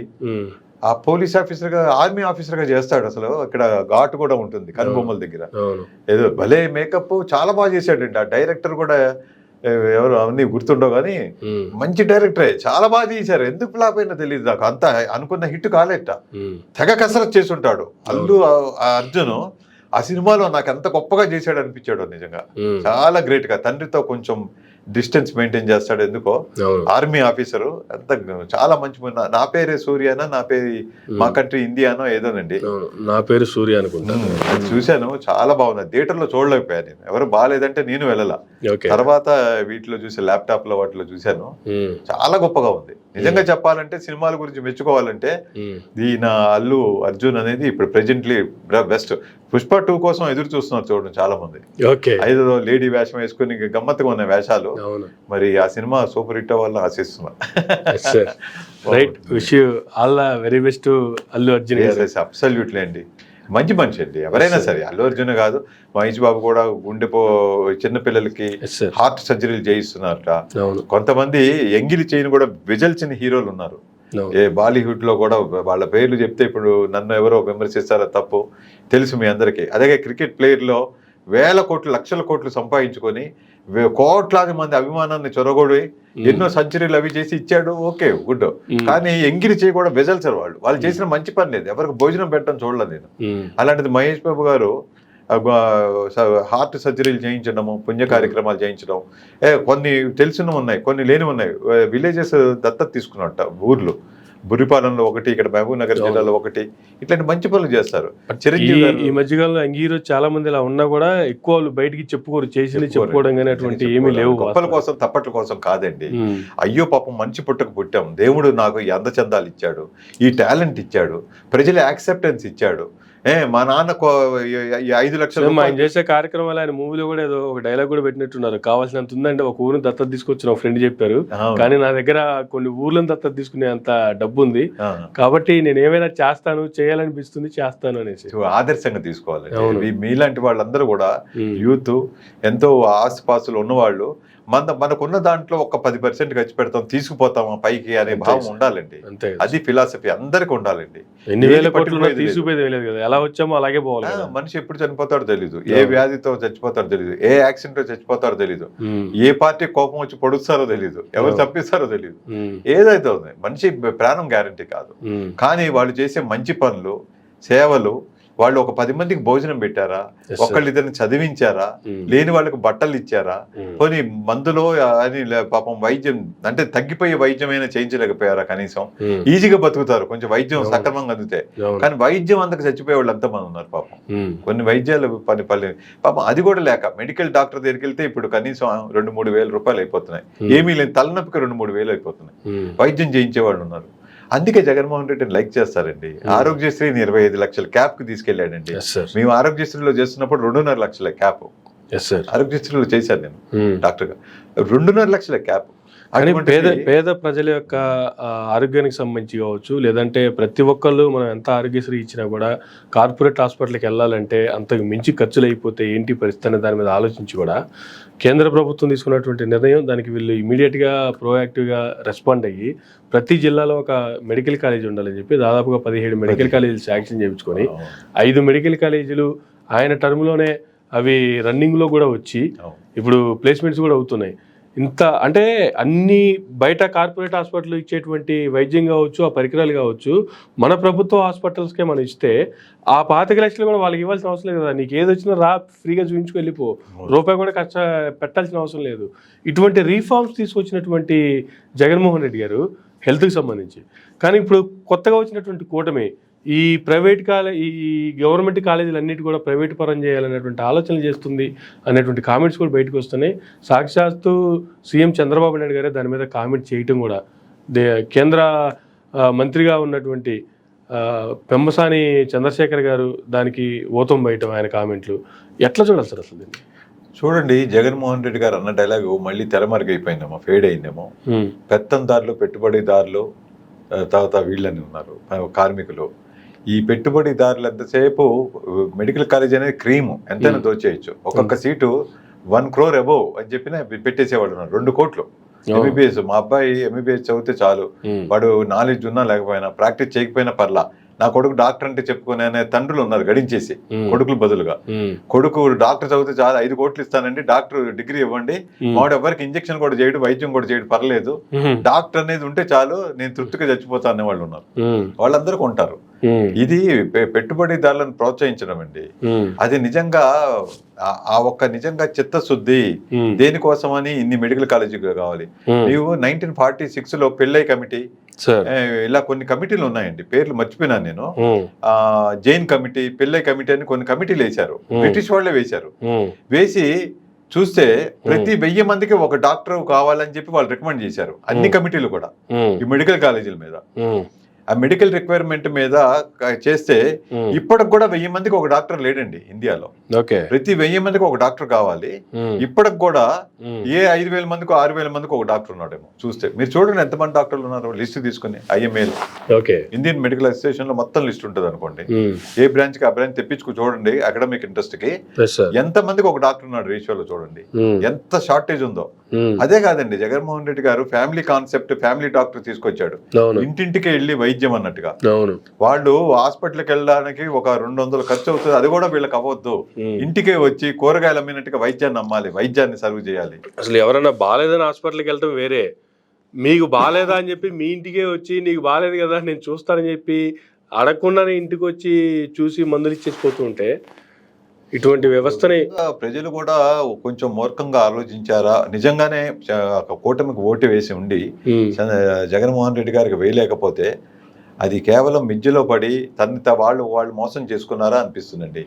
ఇంత పల్లెల్లో అన్ని రకాల కూరలు వడ్డించి, అంత భోజనం వడ్డించినట్టుగా అన్ని రకాలైనటువంటి ఆఫర్లు ఇచ్చి ప్రజల జీవన మార్గాల్లో పైకి తీసుకురావాలి, వాళ్ళకు పుట్టిన బిడ్డలు కూడా వజ్రాలుగా ఉండాలి, గుడ్ సిటిజన్ గా ఉండాలి, ఇండియా కాలర్ ఎత్తేలాగా ఉండాలి, ఏపీ స్టేట్ అంటే ఏంటో చూపిస్తా అన్నట్టుగా ఇన్ని స్కీములు తీశాడే.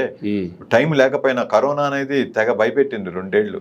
3 ఏళ్ల పాలనలో ఇన్ని తీసుకొచ్చాడంటే మనిషికి ఇంకొక టర్మ్ అప్పచెప్పుంటే ఎంత బాగుండేదండి. అది బాధపడుతున్నారండి. ఇది నా మాట కాదు, ప్రజల మాట. అది ప్రజలు ఇప్పుడు మనకి కూడా అందరితో ఇంటరాక్ట్ అయ్యేటువంటి మన స్వభావం అండి, ఫ్రెండ్లీగా చాయ్ తాగుతున్నా, ఇది తాగుతున్నా, ఏదైనా పలకరించే స్వభావం.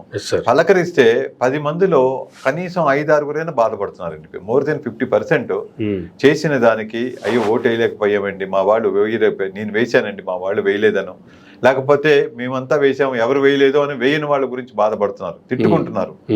వాళ్ళను కూర్చున్నటువంటి కొమ్మని వాళ్ళు నరుక్కున్నట్టు అయిందే, వాళ్ళ కన్నుని వాళ్ళు పొడుచుకున్నట్టు అయిందే జగన్మోహన్ రెడ్డి గారికి ఓటు వేయకపోవడం అని చెప్పి ఇప్పుడు బాధపడుతున్నారు. కానీ నాకు గుర్తుంది, జగన్మోహన్ రెడ్డి గారు కూడా స్పీచెస్ లో అన్నారు, నేను గనక గెలిచి మళ్ళీ నేను సీఎం అవుతే మీకు ఇవి కంటిన్యూ అవుతాయని మొత్తం స్కీములు మరొకసారి చెప్పి, ఒకవేళ చంద్రబాబు నాయుడు గారు అవుతే ఇవన్నీ పోతాయి, ఇవన్నీ రద్దు చేస్తాడు, ఏ ఒక్కటి చెయ్యడానికి క్లియర్ గా అప్పుడే చెప్పాడు. పాత వీడియోలు వేసుకుని ప్రజలు చూస్తే గుచ్చి ఏడుస్తారు. చిలక్కి చెప్పినట్టు చెప్పాడు. చిలక్కి చెప్పడం అంటే ఎంత జాగ్రత్తగా, ఎంత అర్థమయ్యేలాగా చెప్తారో సహనంతో అంత బాగా చెప్పాడండి. అసలే ఎండాకాలం ఎలక్షన్స్ అవి, చొక్కా శరీరానికి అంటుకుపోయింది. వాళ్ళంతా చంద్రబాబు నాయుడు గారు వాళ్ళు కొంచెం లిమిటెడ్ గా మాట్లాడతారు. బహుశా ఆయన ఏమో అనలేము, ఆయన వయసు కూడా పెద్దది. తర్వాత ఆయన తీరు వేరు, అందరు కంపారిజన్ చేయకూడదు. ఆయన స్పీచ్ పాపం ఆ ఏజ్ లో ఆయన గొప్పే కాదంటల్లా. కానీ జగన్మోహన్ రెడ్డి గారు ఇంకా అవుట్ ఆఫ్ ది వే ఆ జనాల్ని చూసి, అసలు ఎందుకండి సిద్ధం సభలకు వచ్చిన ఇండికేషన్ కదా జనాలే. సిద్ధం సభలకి ఎక్కడా కూడా దాదాపుగా 15-20 లక్షలు మించి తగ్గారండి ఎక్కడైనా. 15 నుంచి 20 లక్షల మంది అటెండ్ అయ్యారండి, రోడ్ల మీద కలిపి రాలేకపోయారు. స్టేట్ మీడియానే కాకుండా నేషనల్ మీడియానే కాకుండా ఇంటర్నేషనల్ మీడియా కూడా వాటిని ఫోకస్ చేసే అంతగా సభలు సక్సెస్ అయ్యాయంటే ఇది చాలా ఏంటో అసలు మాయ అంతగా కలగా ఉందండి. అసలు ఈవీఎం మాయలో లేకపోతే ఇంకేం మాయో తెలియట్లేదు. ఒకవేళ ప్రజలే తప్పు చేస్తే మాత్రం రియలైజ్ అవుతున్నారు. ఎందుకంటే ఈ 3 నెలల్లో ఏమీ లేదు, శూన్యం. ఉన్నది పాడు చేసి పెట్టేస్తున్నారు. టక పాడు చేయడం ఈజీ, కన్స్ట్రక్టివ్ చేయడం చాలా ఈజీ. కష్టం డిస్ట్రక్షన్ ఈజీ. కన్స్ట్రక్షన్ టైం పడుతుంది, ఓపిక కావాలి, రిసోర్సెస్ కావాలి. కానీ వీళ్ళు డిస్ట్రక్షన్ చేస్తున్నారు, ఉన్నది కూడా పోగొడుతున్నారు. అది నా బాధ. మనకు సంబంధం లేదు, మనం హైదరాబాద్ లో ఉన్నాం, బతుకుతున్నాం, ఏదో ఇది. కానీ అది ఒక్కటే కాదు కదండి, ఏదో నా గూడు బాగుంది, నా ఇల్లు బాగుందని కాదు. ఎక్కడో మనసు బాధపడుతుంది, ఎక్కడో లాగుతుంది. ఒక తెలుసున్న వాడు మాట్లాడకపోతే చాలా క్రైమ్, తెలియని వాడు మాట్లాడకపోయినా పర్వాలా, కాస్త భాష వచ్చిన వాడు, మాట్లాడగలిగిన వాళ్ళు, నిజాయితీగా ముందుకు చెప్పేవాళ్ళు చెప్తూ ఉండాలండి. ఎడ్యుకేట్ చేయాలి ప్రజల్ని. కనీసం మాలాంటి వాళ్ళంతా మాట్లాడితే మా ఆశ ఏంటంటే ఏదో జగన్మోహన్ రెడ్డి గారికి కిరీటం పెట్టేయాలి, ఇదేదే అట్లాంటి ఫేవరెటిజం ఏమీ లేదండి. జగన్మోహన్ రెడ్డి గారి ఇప్పుడు ప్రజాపాలన చూశారు ఇంకోసారి నిన్న. ఇప్పటికైనా చంద్రబాబు నాయుడు గారు కాస్తంత మనసు మార్చుకొని, మైండ్ సెట్ సరి చేసుకుని, ఈ విధ్వంసాలు, ఉద్రేకాలు లేపడము, లేకపోతే జగన్మోహన్ రెడ్డి గారు చచ్చిపోవాలి, సామూహికంగా నాశనం అయిపోవాలి, ఇక జగన్మోహన్ రెడ్డి గారు లాంటి వాళ్ళు పుట్టకూడదు అని కోరుకునే కంటే నేను చాలా బాగా చేయాలి, 100 మంది జగన్మోహన్ రెడ్డి గారు వస్తే ఎంతో, ఒక చంద్రబాబు నాయుడు అంతా నిరూపించాలి అనే పట్టుదల పెరగాలి. ముఖ్యంగా ఈ భజన చేసేవాళ్ళు, ఏం చేసినా కూడా మెచ్చుకునేటువంటి పవన్ కళ్యాణ్ గారు, వీళ్ళు కూడా మారాలండి. పవన్ కళ్యాణ్ గారు కూడా మారాలి. జనరల్ గా చంద్రబాబు నాయుడు గారు చేసిన కామెంట్స్ ఎలా ఉంటే, ప్రజల్లో వస్తున్నటువంటి రివర్స్ అటాక్. వాస్తవం చెప్తే మార్నింగ్ వాకింగ్కి వెళ్ళినప్పుడు పార్క్లో కొంతమంది మాట్లాడుకుంటుంటే విన్నాను నేను. చంద్రబాబు గారు జగన్మోహన్ రెడ్డి గారిని భూస్థాపితం చేయాలి, కాంక్రీట్తో కప్పేయాలి అనేటువంటి కామెంట్లు చేశారు. కానీ ఆ కామెంట్లు ఆయనకే వర్తిస్తాయి అనేటువంటి విషయాన్ని మర్చిపోయారా, లేదంటే ఆయనకు చేసేలాగే ఈ కామెంట్స్ ఉన్నాయి అనేటువంటిది ప్రజల్లో రియలైజేషన్ అయిందా అన్నట్లుగా ప్రజలు డిస్కషన్స్ ఆ రకంగా ఉన్నాయి సార్. ఉన్నాయండి, కరెక్ట్. నేను విన్న గ్రూప్ లో ఏంటంటే బాగా మాట్లాడేవాళ్ళు ఉన్నారు, అంతా రిటైర్డ్ పీపుల్ ఎక్కువ మంది ఉన్నారు సార్. అంటే వాళ్ళంతా కూడా పాపం ఇలా వచ్చి టీవీల ముందు మాట్లాడరు కానీ మాకంటే బాగా మాట్లాడతారు వాళ్ళు. యాక్చువల్గా వాళ్ళు టీవీ స్టేషన్లకు రారు కానీ వాళ్ళు మాట్లాడుకోవడం ఏంటంటే ఇలాగ అన్నారు, చంద్రబాబు నాయుడు గారు ఆశీర్వదించాలి కానీ చెప్పించకూడదు, అంత పెద్ద ఏజ్ వచ్చి అట్లా మాట్లాడుతున్నాడు ఏంటి, వాళ్ళంతా చంద్రబాబు నాయుడు గారికి వేశారు, ఆంధ్ర నుంచి వచ్చిన వాళ్ళు. అయితే చంద్రబాబు నాయుడు గారికి వేశారు. తెలుగుదేశం పార్టీ కాకపోవచ్చు కానీ చంద్రబాబు నాయుడు గారు అంటే ఇష్టం, వేశారు. వాళ్ళ అబ్బాయిలకు ఉద్యోగాలు వచ్చాయి, ఈ రోజు అమెరికాలో ఉన్నారంటే చంద్రబాబు నాయుడు గారు అనే నమ్మకం వాళ్ళకి, వేశారండి. వాళ్ళే అనుకుంటున్నారు మరి అంత చీప్ గా మాట్లాడకూడదు, చెప్పించేయడం ఏంటండి, మనిషి చచ్చిపోవాలని ఎప్పుడు కోరుకోకూడదు, సమాజ్ చేసేయాలి, కాంక్రీట్ వేసేయాలి అనడం ఏంటి, ఏదో ఒకసారి అన్నందుకే తప్పు, కరెక్షన్ చేసుకోవాలి. ఆయన గతంలో కూడా అన్నాడు, ఇట్లా అనకూడదండి, మాకు అదే ఇది ఉందని చెప్పి ఆ మాటల్లో సపోజ్ ప్రజలంతా అప్పుడు ఇంకో ఆయన ఏ పార్టీ తెలియదు కానీ ఆయన అన్నది ఏంటంటే 29లో ప్రజలు కూడా సమాజ్ చేస్తారు చంద్రబాబు నాయుడు గారిని, ఓటుతో కాంక్రీట్ చేసేస్తారు అని చెప్పి అన్నాడు ఆయన. మిగతా వాళ్ళంతా నవ్వారు. ఇట్లా ఉంటున్నాయి ఇది డిస్కషన్స్. అదే ఇది జనరల్ గా ఏమో వింటున్నటువంటి తెలుగుదేశం వాళ్ళకో ఇప్పుడు నాదేదో మాటలు చంద్రబాబు నాయుడు గారికి వెళ్ళిపోతున్నాను, లోకేష్ గారికి వెళ్ళిపోతున్నాను, పవన్ కళ్యాణ్ గారికి అని ఆశించను. ఏదో లిమిటెడ్ గా నాలాంటి వాళ్ళు మాట్లాడితే 10 మంది చూస్తారు, 100 మంది చూస్తారు మాక్సిమం. కానీ కనీసం అందులో ఒకళ్ళిద్దరున్నా ఎవరైనా చెప్పేవాళ్ళు చెప్పినా తప్పనిసరిగా తీసుకెళ్లొచ్చు. ప్రజలలో ఉన్న మంచి మనసుని, ఆయన ఎడలో ఉన్నటువంటి ఆ ఒక అఫిలియేషన్ ని చంద్రబాబు నాయుడు గారు స్వయం కృతాపరాధంతో పాడు చేసుకుంటున్నారేమో. మంచి స్కోరింగ్ చేసిన క్రికెట్ టీము అది అంటే ఇప్పుడు ఉంటారు కదా, బౌలింగ్ బాగా చేసి తక్కువ స్కోర్ కి అవుట్ చేస్తారు. ఇంకా తర్వాత లంచ్ బ్రేక్ లో ఏమనుకుంటూ ఉంటారు చూసే ప్రేక్షకులు, తక్కువ స్కోర్ కే అవుట్ అయిపోయింది కనుక ఇండియానే గెలిచిపోతుంది, మన దాంట్లో బ్రహ్మాండమైన బ్యాట్స్మెన్స్ ఉన్నారు, ఆస్ట్రేలియా తుక్కైపోతుంది అనుకున్న రోజులు ఉన్నాయి. తర్వాత మన వాళ్ళు ఒక్కొక్క పండు చేతికి ఇచ్చారు లైన్ గా. అట్లాంటి గేమ్ చూసారు లేదా మీరు? వాళ్ళు 150కి అవుట్ అవుతే మన వాళ్ళు 90కి అవుట్ అయిపోయిన రోజులు ఉన్నాయి. అట్లాగా వీళ్ళకి 124 స్కోర్ తో ఇచ్చారు కదా. ఇచ్చాక ఏంటంటే వచ్చినప్పటి నుంచి బోల్డ్ అని అందిస్తున్నారు పొలిటికల్ పార్టీకి, జగన్మోహన్ రెడ్డి గారికి. నిన్న జగన్మోహన్ రెడ్డి గారు ఏమంటారు, ఫార్మా దీనికి వెళ్ళి ఓదార్చిన తర్వాత మీకు జరిగే న్యాయం జరగకపోతే నేను ధర్నాకు కూడా కూర్చుంటా అన్నారు. అది మంచి కార్యక్రమే కదా, అంతే కదా. ఆ కార్యక్రమం ఛాన్స్ ఇస్తున్నారుగా. బహుశా ఆ ఛాన్స్ జగన్మోహన్ రెడ్డి గారికి ఇవ్వకుండా మా చంద్రబాబు నాయుడు గారు వాళ్ళకి ఇచ్చే కాంపెన్సేషన్ ఇచ్చేస్తే బాగుంటుందని నా అభిప్రాయం. ఎందుకంటే లేకపోతే జగన్మోహన్ రెడ్డి గారు మొండి మనిషి, ఆయనే న్యాయం చేశారు. అప్పట్లో పాలిమర్స్ అదేదో జరిగింది, ఫస్ట్ ₹1 కోటి కాంపెన్సేషన్ ఇచ్చింది జగన్మోహన్ రెడ్డి. ₹1 కోటి చాలా న్యాయం.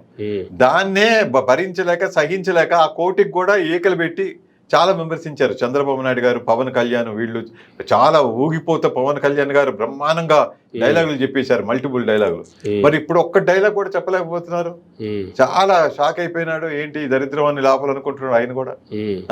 అదే సేఫ్టీ మెజర్మెంట్లు తీసుకునేటువంటి అంశానికి సంబంధించి కూడా పవన్ కళ్యాణ్ గారు కామెంట్ చేస్తూ, సేఫ్టీ సంబంధించి ముందుకెళ్దాము అంటే పరిశ్రమలు వెళ్ళిపోతాయని చెప్పి ప్రభుత్వానికి ఇబ్బంది అవుతుందని చెప్పి అంటున్నారు, దానివల్ల ఏం చేయలేకపోతున్నాము, ముందుకు వెళ్ళలేకపోతున్నాం అనేటువంటి కామెంట్లు కూడా అవి ప్రభుత్వానికి లాభం చేకూరుస్తాయా నష్టం చేకూరుస్తాయా అనేటువంటిది కూడా తెలియకుండానే మాట్లాడేస్తున్నారా? అసలు ఎటువంటి మైండ్ సెట్తో మాట్లాడతారు ఇలా కామెంట్స్ అంటే ఏం చెప్తారు సార్? అసలు యాంత్రికంగా మాట్లాడుతున్నారండి. మీ మనస్తత్వ శాస్త్రవేత్తలు మాకు ఆ మనిషి నిజాయితీతో ఫోర్స్తో మండిపోతూ మాట్లాడుతున్నాడా, లేకపోతే మొక్కస్థుతి కోసం ఏదో చిన్న ఒక స్టేట్మెంట్ ఇచ్చేయాలని మాట్లాడుతున్నాడా అని తెలుస్తుంది. నిన్న పవన్ కళ్యాణ్ గారు ఇచ్చినటువంటి దాంట్లో అయ్యో ఇంతమంది చచ్చిపోయారనే బాధ కనబడలేదు, అయ్యో ఇట్లా అయిపోయింది దురదృష్టకరం అనే ఒక ప్రత్యాతాపం కనబడలేదు, అయ్యో గవర్నమెంట్ పరంగా మనం ఏం చేస్తామనే ఆతృత ఏం కనబడలా. ఊరికే ప్రెజెంట్ గవర్నమెంట్ అంటే ఆయన పార్ట్ ఆఫ్ ది గవర్నమెంటే కదా, ఆయన డిప్యూటీ సీఎం గారు. ఆయన అట్లా మాట్లాడడం అనేది అసలు ఎవరైనా హర్షిస్తారా చెప్పండి? కనీసం వాళ్ళ ఫేవరెట్లను ముందుకు వచ్చి కరెక్ట్ పవన్ కళ్యాణ్ గారు మాట్లాడింది నేను చెప్పగలుగుతారా? గుండెలు మీద చేసుకుని చెప్పమానండి. అదే పవన్ కళ్యాణ్ గారు ఇంట్రోస్పెక్షన్ చేసుకోమనండి. వాళ్ళంతా ఎంత పేదవాళ్ళండి పాపం, చిన్న చిన్న ఉద్యోగాలు చేసుకుంటూ పట్టుమని 10,000 నెలతో బతుకుతున్నారే నెల మొత్తానికి. ఈలోగా మీ సినిమాలు వస్తే చూస్తున్నారే టికెట్లు కొనుక్కొని, ₹150 తక్కువ టికెట్ లేదే. ఏం బతుకుతారండి వాళ్ళు? వాళ్ళ కాంపెన్సేషన్ ఇవ్వకపోతే ఎక్కడికి వెళ్ళిపోతారండి?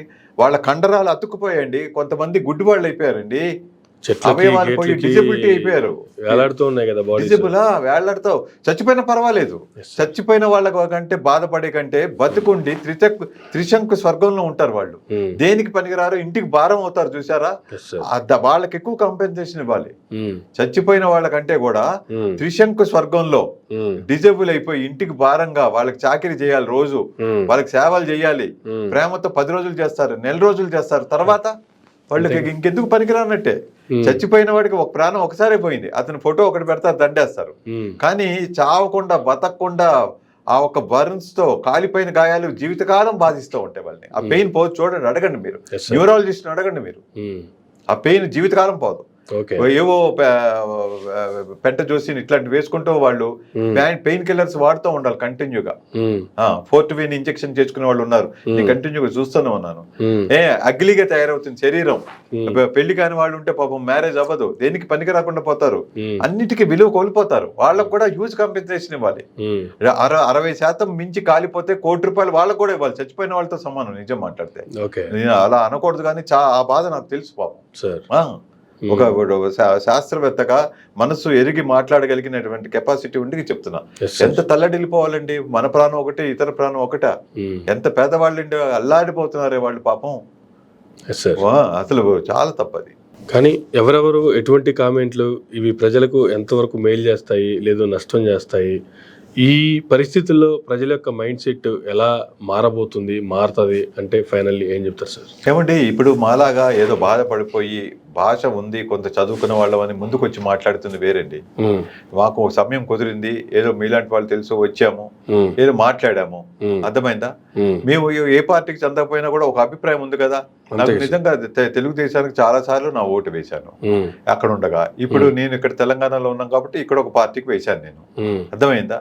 కనుక ఏంటంటే ఇప్పుడు మేమెందుకు బాధపడుతున్నాం, అయ్యో ఎలా ఉండే తెలుగుదేశం పార్టీ ఎలా అయిపోయిందో, ఎలా క్వాలిటీ పోయింది ఆ పార్టీలో, దిగజారిపోయిందే, కక్షలు తీర్చుకునే పార్టీగా తయారైందా, అరాచకాలు చేసే పార్టీగా తయారైందా? ఎంత మంచి ప్రిన్సిపల్ తో ఎన్టీ రామారావు గారు బిల్డప్ చేశారండి, ఎంత ఫౌండేషనల్ పిల్లర్స్ ఉన్నాయండి. What is the pillars of the party? అవన్నీ చెప్పమానండి. అవన్నీ పోతున్నాయని బాధ అండి. బాధ కొద్ది మాట్లాడడం తప్పించి చంద్రబాబు నాయుడు గారు అనే ధైర్యం మాకు లేదు. ఆయన మీద గౌరవం ఉంది, ఆయన ఏపీకి సీఎం గారు, చక్రవర్తి. పవన్ కళ్యాణ్ గారు కూడా హానరబుల్ సీఎం గారు, డిప్యూటీ సీఎం. ఆయన్ని ఆ పదవులకి, ఆ చైర్కి గౌరవం ఇవ్వాలండి ఎవరైనా, ఎక్కడున్నా మనం. అదిగాక వాళ్ళు కొంత వాళ్ళు సెలబ్రిటీస్. కొంతమందికి ఇప్పుడు చంద్రబాబు నాయుడు గారు అంటే అందరికి వ్యతిరేకం కాదు కదా, కానీ అది కాపాడుకోలేకపోతున్నారు ఎందుకు అని. వెరీ అల్టిమేట్లీ అందరూ చూసేది కామన్ మ్యాన్ గురించేనండి. పేద ప్రజలు బాగుపడాలి, ఎవరైతే వాళ్ళకి కూడు గుడ్డ ఇది ఇస్తారో, షెల్టర్ ఇస్తారో వాళ్ళే గొప్పవాళ్ళు నా ఉద్దేశంలో. వాళ్ళకి చదువు కావాలి, వాళ్ళు బతకడానికి వీలైనటువంటి సపోర్ట్ మెకానిజం ఇవ్వాలి. అది గవర్నమెంట్ అంటే. ఆ పరిపాలన చేయగలిగితే చేతులు ఎత్తి దండం పెడతా. అది చంద్రబాబు నాయుడు గారు కావచ్చు, ఇంకోళ్ళు కావచ్చు. అది ఆ బాధతో మాట్లాడడం తప్పించి అంత మహానుభావుల్ని విమర్శించేటువంటి ఇంటెన్షన్ నాకు లేదు, అట్లాంటి వాడిని కూడా కాదు. అందువల్ల ఇక్కడికి వచ్చింది ఏంటంటే, కొంచెం మన ద్వారా ఫీడ్బ్యాక్ వెళ్తే వాళ్ళకు కూడా విజ్ఞులు ఎవరికైనా అర్థం చేసుకుని మనసు మార్చుకుంటే యాటిట్యూడ్ బాగుంటుందని ఆశ ప్రజల కోసం, అంతకంటే. Thank you sir, thank you very much అండి. ధన్యవాదాలు. అనేక విషయాలు, అనేక సలహాలు, అనేక సూచనలు కూడా మా ప్రేక్షకుల ద్వారా మీరు తెలియజేసినందుకు. ఇదండి ప్రముఖ సైకాలజిస్ట్ డాక్టర్ కేవి శ్రీనివాస్ గారితో ఈనాటి ఇంటర్వ్యూ. మరొక ఇంటర్వ్యూలో మళ్ళీ కలుద్దాం. చూస్తూనే ఉండండి మెరా మీడియా.